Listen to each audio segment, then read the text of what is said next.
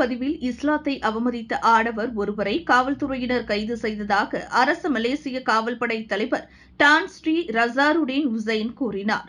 57 வயதான சந்தேக நபர் ஜொகூர் மாநிலத்தில் மதியம் 2:30 மணியளவில் கைது செய்யப்பட்டார். இஸ்லாம் சமயத்தையும் நபிகள் நாயகத்தையும் இழிவுபடுத்தும் விதமாக அவரின் பதிவுகள் அமைந்துள்ளதை டான் ஸ்ரீ ரசாருடீன் சுட்டிக்காட்டினார். 1998 தொடர்பு பல்லூடக சட்டத்தின் செக்ஷன் 233 கீழ் இந்த சம்பவம் விசாரணை செய்யப்படுகிறது. அத்துடன் அதே சட்டத்தின் குற்றவியல் சட்டத்தின் செக்ஷன் 298A பிரிவின் கீழும் விசாரணை மேற்கொள்ளப்படுவதாக அவர் சொன்னார்.